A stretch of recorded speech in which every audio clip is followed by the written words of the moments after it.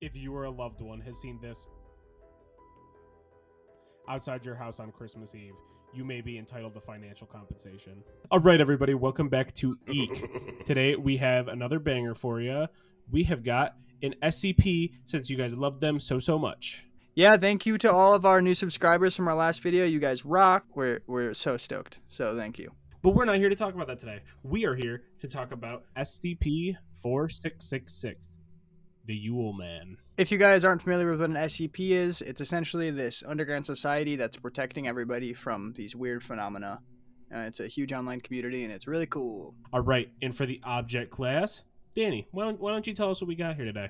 This bad boy is a keter. We've seen a few of these in our day. They're real bad. The definition of a keter is something that signifies an anomaly that is extremely hard to contain and would likely breach containment. So they're real hard to keep in their little box. That is very true. And if you need more SCPs, then I guess you'll just have to go into our backlog and go look at some of our summer videos. So for the special containment procedures, we got web traffic and law enforcement channels worldwide are to be monitored for evidence of SCP-4666 activity, and particularly for cases of stalking or reports of anomalous phenomena involving families with young children.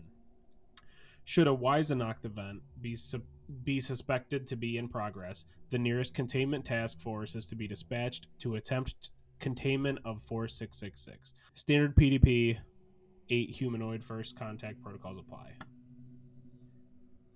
Media coverage of family deaths attributed to 4666 is to be suppressed or falsified to make said deaths appear as non-anomalous home invasion murders. Forensic evidence in 4666A instances collected by non-Foundation agencies are to be confiscated and witnesses amnesticized. I feel like we've never seen any, we did what, maybe 10 SCPs, and I never heard of one that fakes people's deaths. I mean, I don't think that it necessarily fakes the people's deaths. I think it's saying that it kills the people, and like news outlets are they report that it was just regular, or like they're just told that it was just a regular home invasion, not corrupt government, perhaps. Naturally, yeah. Who would have thunk? Thunk. You want a brick falls from the sky? All right. Description. 4666 is currently believed to be a single, exceptionally long-lived humanoid entity of unknown origin. Survivors of Weisennacht events typically describe 466 as a very tall, between 2 meters and 2.3 meters, elderly male of European descent, with an extremely emaciated appearance. The entity always appears completely naked, even when observed outdoors in freezing weather. I wonder how many millimeters. Though the nature and extent of its anomalous properties remain uncertain, 4666 appears capable of instantaneous or near instantaneous travel to any location north of 40 degrees north latitude, and possibly to any location on Earth. That's crazy. Yeah, fast travel. SCP-4666 activity occurs exclusively within a period of 12 consecutive nights every year, from the night of December 21st to 22nd to the night of January 1st to 2nd. This period is known as SCP-4666's active phase, in what are termed Weisennacht events. SCP-4666 will appear at dwellings in one or multiple locations north of 40 degrees north latitude. Dwellings is such a good word. Is it? Yeah. Yo, pull up to the dwelling. I got meat. Yo, bro, me and the homies dwelling at the function. In all known Weisennacht events, these dwellings have shared the following characteristics: isolated rural location, home to a family with at least one child under the age of 8, and situated in an area with snow cover lasting throughout the duration of the event. Weisennacht events consist of the following general progression. Nights 1 through 7, children will report seeing SCP-4666 in the vicinity of their family's dwelling. The entity will typically be observed watching the dwelling from a distance, such as from across a nearby field or from the edge of a neighboring forest. In some cases, children will report waking up at night to find SCP-4666 watching them sleep through a window. That's so scary. Oh my god. Did you ever read the Scary Stories to Tell in the Dark books? Oh, you kidding me? I think I got a copy on me. Bro, I love those books. First of all, we're also gonna have an episode that's gonna talk about those books somewhere in there, so stay tuned. When there was one that I read when I was a kid. I don't remember what it was called, but it's essentially it's like a vampire story, but I think at the time it didn't register that it was like a vampire to me, but doesn't matter. but it's had like someone like all I remember from it is a vampire going up to this kid's window while they were in there and just scratching on the screen all night just outside. And that shit horrified me because my room in my old house, my window was just facing woods. So I like wouldn't be able to sleep because I all I could think of is the scary stories to tell in the dark vampire just scratching on the screen in the middle of the night, bro. I Horrifying. bet he did. Nights 8 through 11. Family members, including the parents, will report sounds of footsteps coming from the roof or the attic. An extremely unpleasant odor will also frequently be noticed inside the dwelling. No cause for these phenomena will be found. As a result, parents will often begin to suspect that their family is being stalked or even that their dwelling might be haunted. Bro, I'm dwelling on the fact my dwelling be haunted. Night 12.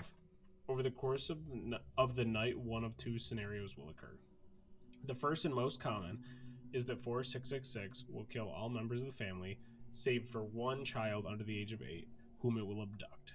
If 4666 will inflict incapacitating injuries to family members while they are sleeping, then herd them into a single room of the dwelling, where it will proceed to kill them in view of each other. The method of killing varies with the event, and will typically be preceded by some form of torture, which will appear to serve a ritualistic purpose. In the second scenario, which has occurred in roughly 15% of known Weisenach events, SCP-4666 will not harm the family. Family members will report hearing footsteps inside their dwelling during the night, though no signs of forced entry will be found. In the morning, children will discover presents at the foot of their beds, and these will consist of toys crudely crafted from the remains of human children. Oh. That's kind of awesome. How do you think he like picks out like who are the kids that gets made into toys and who get the toys? Probably whoever is subscribed to Eek. I think so. So Gets the toys. they get the toys, yeah. So if you want, Yeah, if this video gets 100 likes, we'll make plushy toys if they're all fucked up and nasty. No, we won't. Like toes and like ears and. No, we won't. No, we won't. The criteria, if any, by which SCP-4666 determines the outcome of a Weisenach event are unknown. All right. Well, if we would have just read that right there, it would have told us that we don't have an answer. Fingerprint belonging to SCP-4666. Note the unique double whorl pattern. Am I missing something? Is that not just a... Why is this No, here? I think on the bottom there's like there's a swirl on the bottom too, and usually it's just up in like the top middle. SCP-4666's existence and ongoing activity were first detected in 1974 through the Foundation's newly implemented anomalous signature recognition program, when several highly similar home invasion incidents resulting in family deaths were found to have occurred throughout the Northern Hemisphere during the night of January 1 to 2? First to second. It's fucking stupid. Too many fuck-ass numbers in these things. Extensive research into civilian and law enforcement archives worldwide eventually uncovered evidence of probable Weisenach events for nearly every preceding year, going back to the late 18th century, average of 3.1 known events per year. Numerous historical documents were also found which appear to describe 4666 activity occurring prior to this period, in some cases as early as the 2nd century AD in Europe and Russia, and as early as the 1st century BC in Scandinavia. That's great. So he's an old guy. This is like just Santa's. He's a naked old man. Everyone says that like Krampus is Santa's evil twin. It's just this weird dementia-ridden naked old man who just kills people. Yeah. He just wants to be Santa, so he just kills people and makes toys of their bones. If he's naked, where does he keep his weapons? Fingerprints belonging to the same humanoid entity have been discovered at the locations of all Foundation investigated Weisenach events. These have been matched to partial fingerprint found preserved in dried blood on a recovered 4666A instance dating from 1873. These fingerprints present characteristics not known to occur in human beings. Human-like white hairs were also recovered from the locations of several Weisenach events, though no DNA, human or otherwise, could be extracted from them. Addendum 466601. On February 1st, 2018, several 4666A instances were discovered at a family's residence in Hoona, Alaska, following the conclusion of Weisenach event 060198. Among these instances was SCP-4666A0960. See, like, that's bullshit. Like, yeah. that shit's annoying. Yeah, that's too many numbers. Yeah. I wish it was like SCP like 12. Right. Make it a lot easier to say. Which consisted of a crude life-size doll made from the emaciated body of a female child, to which the following modifications had been made.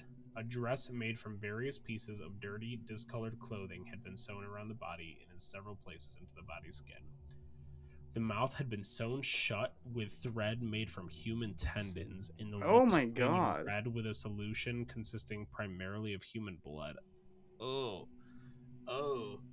The tendons got me good. The thought of closed mouths fucks me up. That's like the scariest part of Skinamarink. Mm-hmm. The fingernails of another child had been glued over the body's fingernails with pine resin. These had been painted red with the same human blood-based solution. 3 of the body's fingers were missing. Oh, they were definitely used for a toy. The entire scalp had been removed from the head, and the scalp of another child, with long blonde hair sewn onto the head in its place. The hair had been tied into 2 braids. Both eyes had been removed, and 2 large round pebbles on which eyes had been crudely painted placed into the empty orbits. What are you picturing for the toy? The toys he's given people made of human and children body parts. What are you picturing right now? I'm picturing like a little teddy bear, and the legs are made out of fingers, and the eyes are made out of like pieces of their skin with freckles, and like their ears are made out of like toenails. The fingerprints. Yeah, like all a bunch of sick and twisted stuff. Anyways, upon examination by the family, the child from whom the doll had been made was found to be still alive, albeit unconscious. Authorities were notified, and the child was airlifted to Bartlett Regional Hospital in Juneau, Alaska, where she survived for 18 hours. 2 Foundation agents were dispatched and were able to interview the subject. See log below. Following the subject's death, her body was confiscated by the agents and witnesses amnesticized as per standard procedure. DNA testing revealed the subject had been Ekaterina Morozova, age 7, a known abduction victim of 4666, taken from her family's residence in Dubovka, Russia on February 1st, 2016. Autopsy of the subject's body showed she had been severely malnourished during the 2 years following her abduction, which had resulted in considerable stunting. Weight was only 15 kilograms and height only 90 centimeters. A number of scars and burns were present on her skin, and she had suffered 2 bone fractures, left tibia and left ulna, that had not been reset and had healed improperly. Hands were heavily calloused. The cause of death was attributed to multiple organ failure resulting from severe sustained malnourishment. To wrap it up, we have the audio log between one of the agents and Ekaterina. So, this was conducted on February 1st of 2018 at Bartlett Regional Hospital, Juneau, Alaska. Note, the subject regained consciousness for a period of roughly 30 minutes prior to expiring, during which she was interviewed. Hospital staff had previously removed the thread that had been sewn into her lips, allowing her to speak. Despite having been administered a morphine drip, the subject was largely coherent throughout the interview. The subject did not understand English and initially spoke only a language that was unfamiliar to agents Kowalczyk and Muse. However, after several minutes, the subject began addressing the agents in Russian, which she spoke poorly. Agent Kowalczyk, who spoke rudimentary Russian, was able to conduct the interview without the need for an interpreter. You want to be the agent or I want to be the freaky girl with the weird lips. Hello, I'm Anthony. What's your name? Are you gonna take me back to him? No, I promise. I'm just here to talk to you. I don't want to go back. You don't have to. You're safe now, Mishka. Can you tell me what happened to you? Do you remember the night he came to your house? He hurt Mama, Papa, and Kata and Juliana for a long time and they were bleeding. After they stopped screaming, he puts me in his bag. His bag? He had a big bag. Other children were in bag too. I think we go to other houses. I hear people screaming outside the bag all during night. Each house he put another child in bag. Then after the night he'd take us away. Where did he take you? Underground. Deep. Underground? You mean in a basement? Deep. Everything underground, mud and ice, bones everywhere, everything cold. I can't sleep because it's too cold. Were there lots of other children there with you? Lots of children, lots of tunnels, lots of holes, but I can't see it all. I can't see another. Too dark. My hole is with Renee and Helka and Sasha and Paul. We make toys together. Oh my god, they're the elves. That's crazy. He doesn't make them. Oh my god, they're elves. That's horrifying. Oh. Ooh, that's crazy. The toys? If you don't make the toys, you don't eat. Don't stop making the toys or fall asleep or he hurts you. He hurts you? How? He hit you, or he burn you, or he bite off your finger, or he cook you on fire in his room and eat you. He eats Felipe and Sally. What about you? How did this happen to you? Did he do this? Renee and Elka and Sasha and Paul do this. They have to. Why? I get sick. When you can't make toys, you become toys. That's crazy. And end a log. And that is the end of it. It's a really strong ending, I think. Yeah, that was crazy. That was really the ending. The problem, one of the main problems I have with SCPs is I feel like they are very much meant to be read, because since it's like a government document, they're kind of boring, and it's like you're reading through them, like looking for these little details. And like this, it did pay off, but at first I'm like, okay, like it's got a little cool, and then it's like, oh, the log really pulls it all together. It's like a collective piece. It's like reading a book or like listening to a whole album. Like you need to once you have it all together, you're like, oh, that's awesome. Like I'm gonna tell someone about this creepy ass thing one day. Yeah, I mean, I like the idea of the format for sure. It's not always the most fun thing to read for sure. Like if I'm looking for like a real nail biter of a story, I'm obviously not going to the SCP Foundation, but I think they definitely have their place. 100%. As well as most people's. Yeah, let us know what you guys think. If you got any new people in here, it's your first time checking out SCPs. We do have a bunch of backlogged videos from before. You go now. And don't worry if you weren't a huge fan of the SCP format. We got lots of research videos. We're going to try to do lots more of those. Last one was our first one. We love doing it. We love seeing your guys' reception to it. So we're going to try to keep them coming. So we have quite a few that we are working on the scripts for. We have so many. We're so excited. Probably right as you're watching this right now. That's probably what we're doing, because we're that good. I'm taking off work on Wednesday, and I'm just going ham, dude. You heard, man. Thank you so much for watching, guys. We gotta go. Bye. We got stuff to do.